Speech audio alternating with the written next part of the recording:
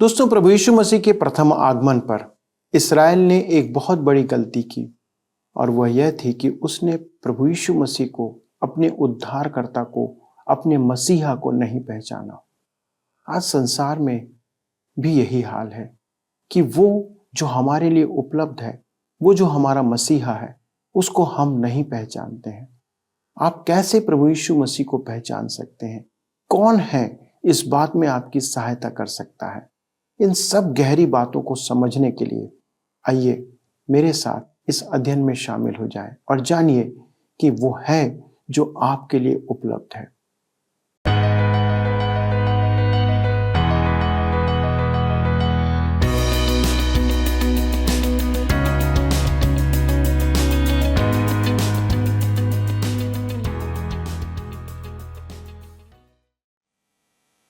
प्रिय दर्शकों, आप सभी को मसीह यीशु के नाम में प्रेम भरा नमस्कार।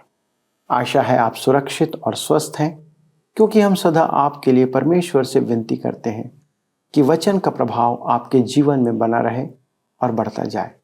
आप हमारे साथ सत्यवचन बाइबल अध्ययन में जुड़ चुके हैं और मैं धन्यवाद के साथ आप सभी का स्वागत करता हूं। हम परमेश्वर के वचन का अध्ययन इसलिए करते हैं क्योंकि हमारे जीवन के लिए यह ही एकमात्र आशा है जो हमें परमेश्वर के आने वाले प्रकोप से बचा सकता है। हम इस समय बाइबल से यशायाह भविष्यवक्ता की पुस्तक का अध्ययन करते हुए उसके 63वें अध्याय तक पहुंच चुके हैं। आज हम देखने जा रहे हैं कि कैसे मनुष्यों ने परमेश्वर के विरुद्ध बलवा किया है। क्या मनुष्य परमेश्वर के विरुद्ध बलवा कर सकता है? हाँ, कर सकता है। जब हम उसकी आज्ञा को नहीं मानते हैं, जब हम उसका परित्याग करते हैं, जब हम अनैतिक जीवन जीते हैं और अपने मन के अनुसार चलते हैं। दोस्तों, हम देखेंगे कि एक दिन आएगा जब सारे नहीं पर बहुतेरे मनुष्य इस बात को स्वीकार करेंगे कि उन्होंने परमेश्वर का परित्याग किया और वे मन फिराकर उसके पास आएंगे। उसी प्रकार इस्राएल के लोग भी उसकी ओर एक दिन आएंगे। इस्राएल ने एक सबसे बड़ी गलती की है कि उन्होंने अपने मुक्तिदाता को नहीं पहचाना जब वह उनके पास आया, जबकि परमेश्वर ने आरंभ से ही अपने नबियों और भक्तों के द्वारा उन्हें चिताया था कि किस प्रकार एक उद्धारकर्ता का संसार में आगमन होगा। तो चलिए मित्रों, हम भी परमेश्वर के वचन से अनजान ना रहते हुए उसके वचनों पर मनन करते हैं। मित्रों, आइए आज हम अपने अध्ययन में आगे बढ़ते हुए यशायाह की पुस्तक 63 अध्याय उसके 10 पद को पढ़ें। यहाँ पर लिखा है, तो भी उन्होंने बलवा किया और उसके पवित्र आत्मा को खेदित किया। इस कारण वह पलटकर उनका शत्रु हो गया और स्वयं उनसे लड़ने लगा। मेरे विचार में पवित्र आत्मा आपसे और मुझसे थक तो जाता है, परंतु वह हमारे साथ धीरजवंत है। इसके लिए परमेश्वर का धन्यवाद हो। यशायाह 63 के 11 में लिखा है, तब उसके लोगों को उनके प्राचीन दिन अर्थात मूसा के दिन स्मरण आए। वे कहने लगे कि जो अपनी भेड़ों को उनके चरवाहे समेत समुद्र में से निकाल लाया वह कहाँ है? जिसने उनके बीच अपना पवित्र आत्मा डाला वह कहाँ है? मेरे विचार में यह इस्राएल के संबंध में है, परंतु साथ ही यह संपूर्ण मानव जाति का चित्रण है। कुछ टीकाकारों के विचार में यहाँ पवित्र आत्मा का अर्थ है त्रिएक परमेश्वर से तृतीय पुरुष पवित्र आत्मा से नहीं है, क्योंकि पुराने नियम में पवित्र आत्मा का स्पष्ट विवरण नहीं पाया जाता है। परंतु मेरे विचार में पवित्र आत्मा जिसका यहाँ उल्लेख किया गया है वह आज विश्वासियों में अंतर्वासी पवित्र आत्मा ही है, जबकि पुराने नियम में पवित्र आत्मा के कार्यों का स्पष्ट विवरण नहीं पाया जाता है। मैं तो यही मानता हूं कि यह पवित्र आत्मा ही के बारे में कह रहा है। वह पवित्र आत्मा ही था। यशायाह 63 उसके 12 और 13 पद में लिखा है, जिसने अपने प्रतापी भुजबल को मूसा के दाहिने हाथ के साथ कर दिया, जिसने उनके सामने जल को 2 भाग करके अपना सदा का नाम कर लिया, जो उनको गहरे समुद्र में से ले चला, जैसे घोड़े को जंगल में वैसे ही उनको भी ठोकर न लगी, वह कहाँ है? परमेश्वर फिर उनकी मिस्र से मुक्ति की चर्चा करता है। तदुपरांत वह उनकी अगुवाई का इतिहास सुनाता है। यहाँ भविष्यद्वक्ता और प्रजा परमेश्वर से विनती करते हैं कि वह उनकी घोर आवश्यकता और मनोकामना पर ध्यान दें। यशायाह 63 उसके 15 और 16 पद में लिखा है, स्वर्ग से जो तेरा पवित्र और महिमापूर्ण वास स्थान है, दृष्टि कर, तेरी जलन और पराक्रम कहाँ रहे? तेरी दया और करुणा मुझ पर से हट गई हैं। निश्चय तू हमारा पिता है। यद्यपि अब्राहम हमें नहीं पहचानता और इस्राएल हमें ग्रहण नहीं करता, तो भी हे यहोवा, तू हमारा पिता और हमारा छुड़ाने वाला है। प्राचीन काल से यही तेरा नाम है। मेरे मित्रों, परमेश्वर इस्राएल की प्रजा का पिता था, परंतु व्यक्तिगत इस्राएलियों का पिता होने का बाइबल में उल्लेख नहीं है। परंतु नए नियम में यह व्यक्तिगत हो जाता है। जिस प्रकार अब्राहम सब इस्राएलियों का पिता था, एक का नहीं, उसी प्रकार परमेश्वर भी उन सब का पिता था। यशायाह 63 के 17 में हम पढ़ते हैं, हे यहोवा, तू क्यों हमको अपने मार्गों से भटका देता और हमारे मन ऐसे कठोर करता है कि हम तेरा भय नहीं मानते। अपने दास अपने निज भाग के गोत्रों के निमित्त लौट आ। यह एक याचना है कि परमेश्वर उनके पक्ष में हस्तक्षेप करे। यशायाह 63 उसके 19 पद में पढ़ते हैं, हम लोग तो ऐसे हो गए हैं मानो तूने हम पर कभी प्रभुता नहीं की और उनके समान जो कभी तेरे न कहलाए। अब वे पूर्ण रूपेण परमेश्वर को समर्पण करते हैं। आज एक विश्वासी का भी यही स्वभाव होना चाहिए, पूरी तरह परमेश्वर के अधीन हो जाए। हम में से अधिकांश जन परमेश्वर के अधीन होने से डरते हैं कि वह हमारे साथ कठोरता का व्यवहार न करे। यदि हम परमेश्वर को करने दें तो वह हमारे साथ कोमलता का व्यवहार करना चाहता है, परंतु स्मरण रखें कि वह दंड देने वाला परमेश्वर भी है। वही एक दिन आएगा कि अपने प्रकोप की तीव्रता से दाख को रौंदे। परमेश्वर आपको डराना नहीं चाहता है। जी हाँ, वह आपको सच बताना चाहता है। यहाँ पर अध्याय 63 समाप्त होता है और अब हम अध्याय 64 से अपने अध्ययन को जारी रखेंगे, जिसका विषय है जगत पर परमेश्वर के नियंत्रण का स्वीकार, जगत में मनुष्य की दशा का अंगीकार। यह अध्याय भी भूखे दिलों द्वारा जीवन के विषयों में परमेश्वर की उपस्थिति की याचना है। आज परमेश्वर की कोई भी संतान ऐसी उत्साही याचना के प्रति कठोर नहीं हो सकती है। एक विश्वासी की पुकार आवेगपूर्ण हो सकती है, जैसे प्रकाशित वाक्य 22 उसके 20 पद में है, हे प्रभु यीशु आ। यह भी परमेश्वर के वचन का परित्यक्त भाग है। हमने इस भाग पर अधिक बल दिया है कि आप देख पाएं कि हम क्यों सहस्र वर्षीय राज्य से पूर्व का विचार रखते हैं, और हम मानते हैं कि प्रभु यीशु कलीसिया को ले जाने के लिए महाक्लेश के समय से पहले आएगा। फिर वह महाक्लेश के बाद आकर अपना राज्य स्थापित करेगा। यह एक अनुमान नहीं है। यशायाह की पुस्तक में इसका स्पष्ट उल्लेख है। हमने इस पुस्तक का एक एक पद पढ़ा है और यशायाह एक निश्चित कार्यक्रम प्रस्तुत करता है। परमेश्वर का वचन व्याख्या के लिए किसी विचार के पक्ष में यहाँ वहाँ के पद नहीं सुझाता है, परंतु आपकी और मेरी कल्पना को इसमें सही उतारना है। आजकल की कुछ कल्पनाएं मुझे एक घटना स्मरण करवाती हैं। एक स्त्री जूती खरीदने दुकान में गई। दुकानदार ने पूछा, आपके जूती का नाप क्या है?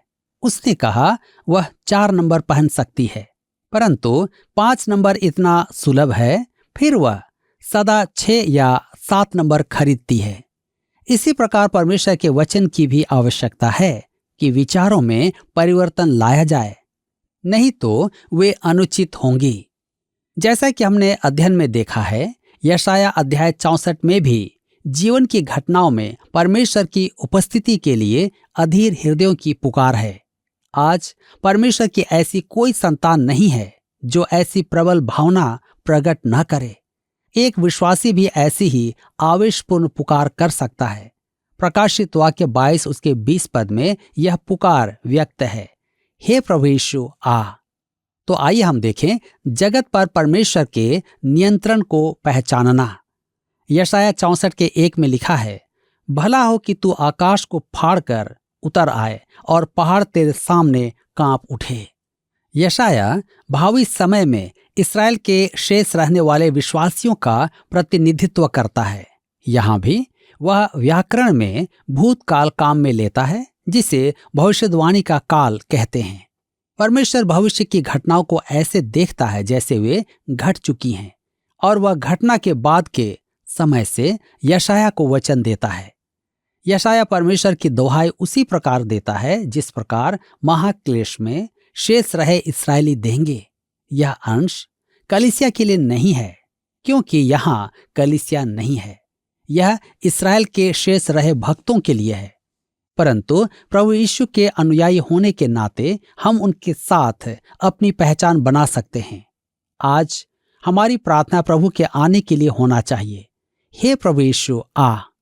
इससे अध्ययन में यह तो स्पष्ट है कि यशाया महाक्लेश में इस्राएल की प्रार्थना का पूर्वानुमान प्रकट कर रहा है। यशाया 64 के 2 पद में लिखा है, जैसे आग झाड़ झंकार को जला देती या जल को उबालती है, उसी रीति से तू अपने शत्रुओं पर अपना नाम ऐसा प्रकट कर कि जाति जाति के लोग तेरे प्रताप से कांप उठें। मेरे प्रियो, जिस प्रकार आग से पानी उबलता है, उसी प्रकार परमेश्वर की उपस्थिति के कारण सब जातियां कांपने लगेंगी। आज मनुष्य परमेश्वर की उपस्थिति का बोध नहीं कर पा रहा है। आज कुछ लोग सोचते हैं कि हम ईश्वर से रहित मनुष्यों के साथ कैसे उठ बैठ सकते हैं। इसका कारण है कि हम भी उन्हीं के समान अभक्त हैं। आज मनुष्य न तो परमेश्वर को मानता है और न ही उसको स्वीकार करता है, परंतु युग के अंत में मेरे विचार में मनुष्य को समझ में आ जाएगा कि परमेश्वर हस्तक्षेप करने वाला है। प्रभु यीशु के जन्म के समय मनुष्य में यह अनुभूति थी और अनेक रोमी इतिहासकारों ने इस तथ्य पर ध्यान आकर्षित भी करवाया था। यशाया 64 के 3 में लिखा है, जब तूने ऐसे भयानक काम किए जो हमारी आशा से भी बढ़कर थे, तब तू उतर आया, पहाड़ तेरे प्रताप से कांप उठे। अर्थात उस समय पहाड़ पिघल जाएंगे, उसकी उपस्थिति में उनमें से लावा बहेगा। उस समय बैरी पहाड़ों से कहेंगे कि वे उन्हें मेमने के क्रोध से छिपा लें, जिसे हम प्रकाशित वाक्य 6 उसके 16 में पढ़ पाते हैं। यहाँ यशाया 64 के 4 में आगे लिखा है, क्योंकि प्राचीन काल ही से तुझे छोड़ कोई और ऐसा परमेश्वर न तो कभी देखा गया और न कान से उसकी चर्चा सुनी गई, जो अपनी बाट जोहने वालों के लिए काम करे। पहला कुरिन्थियों के पत्र 2 अध्याय उसके 9 पद में पौलुस भी यही बात कहता है, परंतु जैसा लिखा है कि जो आंख ने नहीं देखी और कान ने नहीं सुना और जो बातें मनुष्य के चित्त में नहीं चढ़ी, वे ही हैं जो परमेश्वर ने अपने प्रेम रखने वालों के लिए तैयार की हैं। आगे पौलुस कहता है, परंतु परमेश्वर ने उनको अपने आत्मा के द्वारा हम पर प्रकट किया, क्योंकि आत्मा सब बातें वरन परमेश्वर की गूढ़ बातें भी जांचता है। पहला कुरिन्थियों के पत्र 2 अध्याय उसके 9 पद यशाया ही का संदर्भ है, परंतु आत्मा हम पर इन बातों को प्रकट करेगा। महाक्लेश में उन्हें प्रभु यीशु के आगमन तक रुकना होगा। हमारे लिए तो यह कहा जा सकता है, पहला कुरिन्थियों 13 उसके 12 पद, अब हमें दर्पण में धुंधला सा दिखाई देता है, परंतु उस समय आमने सामने देखेंगे। इस समय मेरा ज्ञान अधूरा है, परंतु उस समय ऐसी पूरी रीति से पहचानूंगा जैसा मैं पहचाना गया हूं।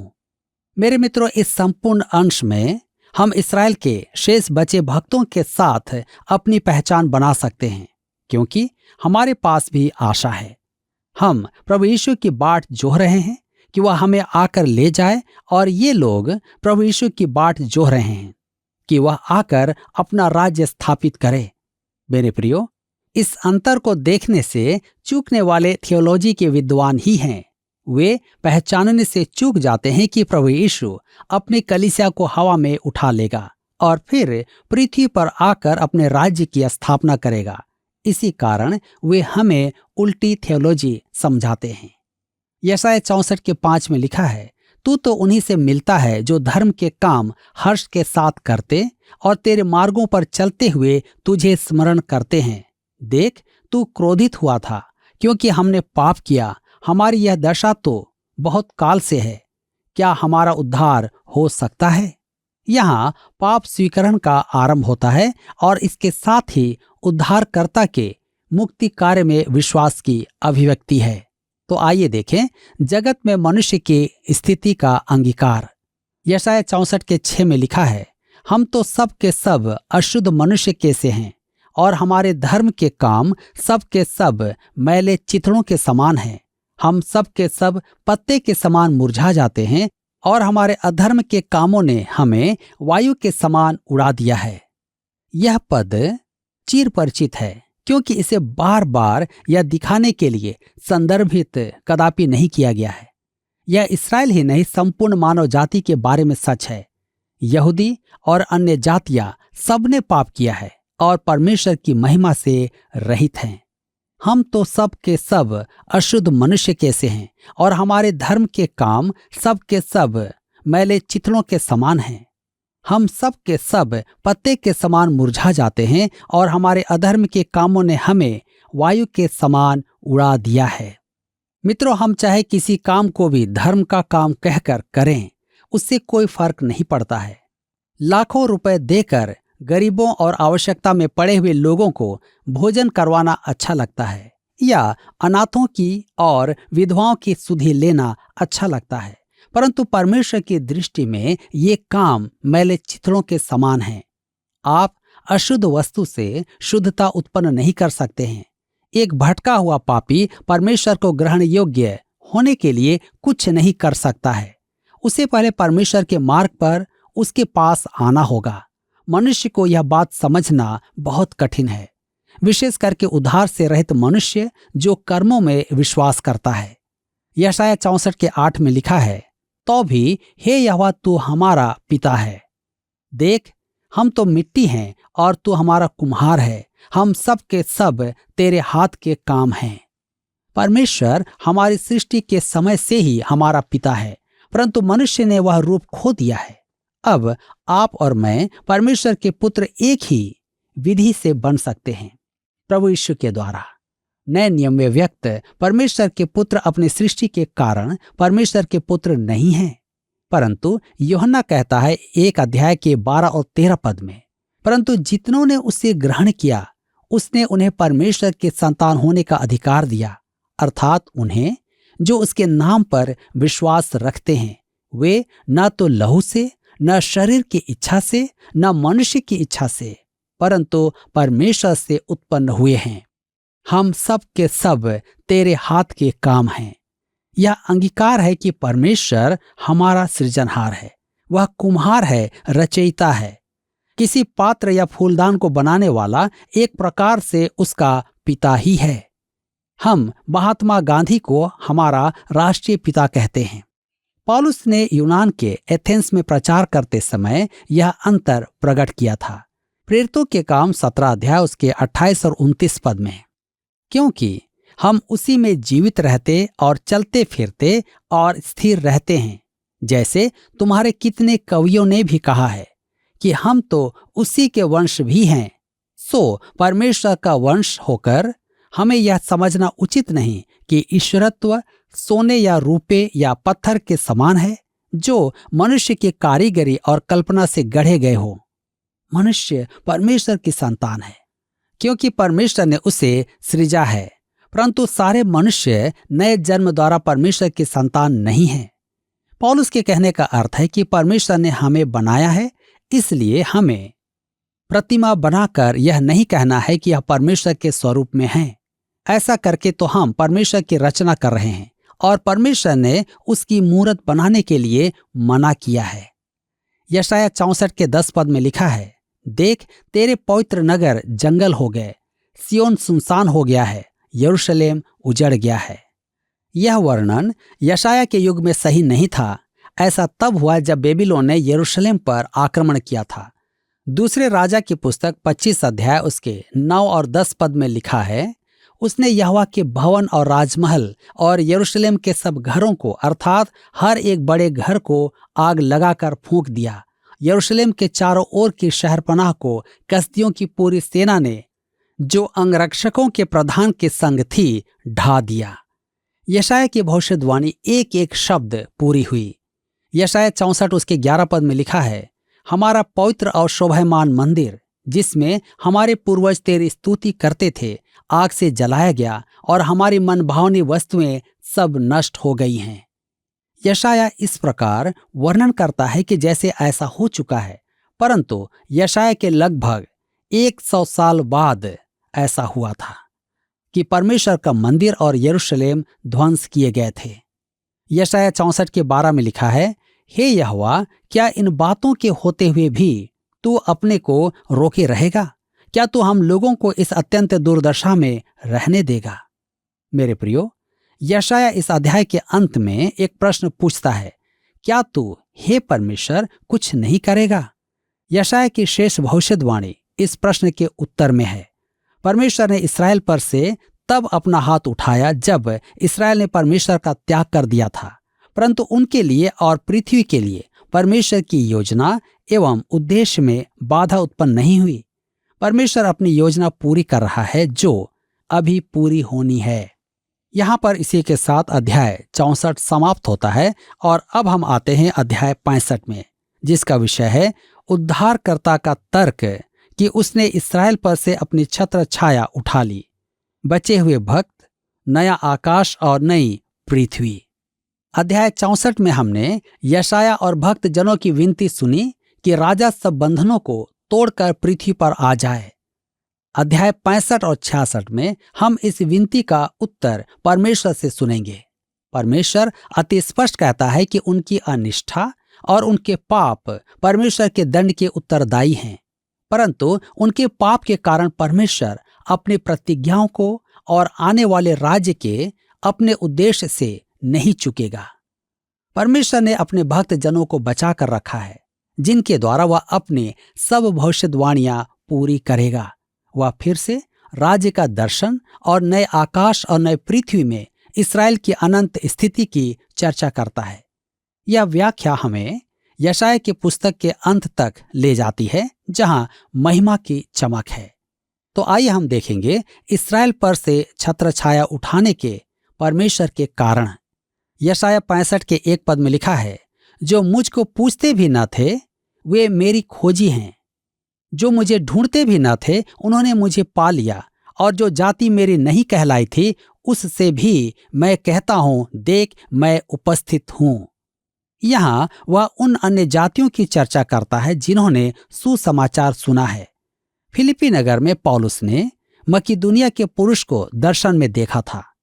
वहां पहुंचकर उसने पुरुष की अपेक्षा एक स्त्री लूदिया को सुसमाचार की बाट जोहते देखा। वह नदी के तट पर प्रार्थना सभा करवा रही थी। यद्यपि उसने स्वयं अपनी आवश्यकता को नहीं देखा, पौलुस ने उसे सुसमाचार सुनाया। रोमियो के पत्र 10 अध्याय के 20 पद में पौलुस इस पद का संदर्भ देता है। यशायाह बड़े हियाव के साथ कहता है, जो मुझे नहीं ढूंढते थे उन्होंने मुझे पा लिया, और जो मुझे पूछते भी न थे उन पर मैं प्रकट हो गया। मेरे मित्रों, हमारे साथ ऐसा ही हुआ था। हमारे पूर्वज नदी के तट पर हाथ उठाकर विनती नहीं करते थे, कृपया हमारे मध्य सुसमाचार प्रचारक भेज। वे उन्हें नहीं चाहते थे, कुछ को तो उन्होंने मार डाला। आज अन्य जातियां सुसमाचार के लिए विनती नहीं कर रही हैं। सुसमाचार के लिए तो कोई भी विनती नहीं कर रहा है। परमेश्वर उनमें गया जो उसका नाम भी नहीं लेते थे। मैंने उद्धार पाने के लिए कभी प्रार्थना नहीं की थी, उसी ने पहले मेरा उद्धार किया था। मैं तो उस बालक के समान था जो कहता था, मेरे पापी पैर मुझे लेकर जितनी दूर भाग सकते थे मैं परमेश्वर से उतनी दूर गया, और मेरा विद्रोही मन मुझे जितनी दूर कर पाया मैं उतनी दूर हुआ। परंतु परमेश्वर हमारे पीछे पीछे भागा और हमें पकड़ लिया। मेरे प्रियो, हम सब जिन्होंने उद्धार पा लिया है, सबके साथ ऐसा ही हुआ है। और आज मैं आपसे कहना चाहता हूं, जिन्होंने उद्धार प्राप्त नहीं किया है, आपके पास भी मौका है कि आप सुसमाचार को पढ़ें, क्योंकि परमेश्वर आपको भी बचाना चाहता है। वह आपको भी उद्धार देना चाहता है। परमेश्वर आज के वचन के द्वारा आप सबको आशीष दे। प्रिय दोस्तों, आज हमने देखा कि इस संसार में परमेश्वर ने हमें संचालित करने के लिए न केवल अपना वचन हमें दिया है, पर उसने हमें अपना आत्मा भी दिया है, जो वचन पर चलने और पवित्र जीवन जीने में हमारी सहायता करता है। परमेश्वर का आत्मा, जो पवित्र आत्मा कहलाता है, वह हर एक विश्वासी में उद्धार के समय डाला जाता है। आपके जीवन में पवित्र आत्मा कितना नियंत्रण रखता है, पर यह आप पर निर्भर करता है। यदि आपने प्रभु यीशु को अपना उद्धारकर्ता स्वीकार किया है, तो परमेश्वर का आत्मा आप में डाला गया है और वह आपके साथ है।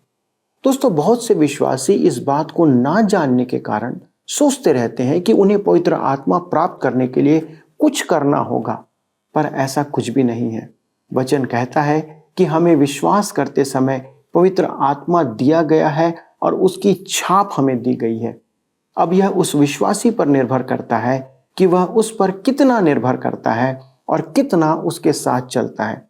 दोस्तों, आपके घर में रखी हुई वस्तु को आप उपयोग कर सकते हैं और उसे आप एक किनारे पर रखकर उसे उपयोग रहित भी बना सकते हैं। दोस्तों, बहुत से विश्वासियों के साथ ऐसा ही होता है। वे पवित्र आत्मा को अपने जीवन में निष्क्रिय बना देते हैं और उसे बिना उपयोग किए उसे पाने का प्रयास करते रहते हैं, जबकि वह तो आपके साथ ही होता है। दोस्तों, आपके जीवन में परमेश्वर के पवित्र आत्मा का आज क्या हाल है? क्या आप उसके अनुसार चल रहे हैं?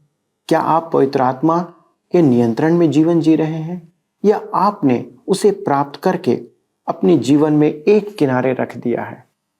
आइए हम प्रतिज्ञा करें कि अब से हम पवित्र आत्मा की अधीनता में जीवन व्यतीत करेंगे और उसे कभी भी शोकित नहीं करेंगे। आइए प्रार्थना करें। स्वर्गीय परमेश्वर पिता, आपको धन्यवाद देते हैं आपके पवित्र वचनों के लिए, जो हमारे जीवन के सभी पहलुओं में हमारी अगुवाई करता है। आज हमारी विनती है प्रभु कि आपका वचन जो हमारे हृदय और मनों में बोया गया, वो हमारे जीवन में हमारी अगुवाई करे। विशेष विनती है पिता कि जब आपने पवित्र आत्मा हमें दिया है, तो प्रभु हम उस पवित्र आत्मा के अनुसार जीवन व्यतीत करें। हम अनजान ना रहें, परंतु वचन को जानकर पवित्र आत्मा के साथ आज्ञाकारिता का जीवन व्यतीत करें। पवित्र आत्मा को ना बुझाएं, पवित्र आत्मा को शोकित ना करें, पर सदा ईमानदारी और विश्वास योग्यता के साथ वचन पर चलते रहें, आज्ञाकारी बने रहें। हमारे दर्शकों के लिए विनती है प्रभु, यदि किसी रीति से उनके जीवन में पवित्र आत्मा शोकित है, तो कृपया प्रभु उनके जीवन में आज कार्य करें कि वे अपनी निर्भरता पवित्र आत्मा पर लाएं और उसके अनुसार जीवन जिए। धन्यवाद के साथ इस विनती को प्रभु यीशु क्रिस्ट के नाम से मांगते हैं, आमीन। प्रिय मित्रों, मुझे विश्वास है कि आज के अध्ययन के द्वारा आपने बहुत सी बातों को सीखा होगा और बहुत से वचन की गहरी बातें आपको आज समझ में आई होंगी, जो कि पवित्र आत्मा के संदर्भ में है। यदि आप इस विषय में और कुछ जानना चाहते हैं, तो कृपया हमसे संपर्क करने में हिचकिचाएं नहीं। हम आपकी सहायता करने के लिए सदा तत्पर हैं। अगले प्रसारण में इस अध्ययन को आगे बढ़ाएंगे। तब तक पवित्र आत्मा की अगुवाई में और उसके नियंत्रण में जीवन जीते रहें। प्रभु आपको आशीष दे। आइए अब हम प्रश्न को देखें। पिछले प्रश्न का उत्तर है सी, एदोम। शारीरिक लालसा का प्रतीक एदोम देश को कहा गया है। आज के अध्ययन पर आधारित प्रश्न है, यशाया की भविष्यवाणी के करीब कितने वर्षों बाद यरूशलेम और परमेश्वर का मंदिर ध्वंस किए गए?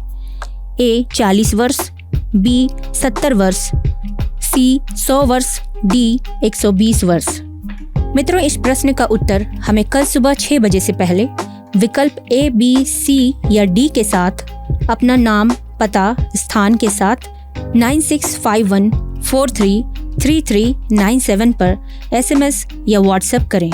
सभी विजेताओं को विशेष पुरस्कार प्रदान किए जाएंगे। धन्यवाद। क्या आपको यह कार्यक्रम पसंद आया? अभी हमें एक मिस कॉल करें और आप अगले विजेता हो सकते हैं।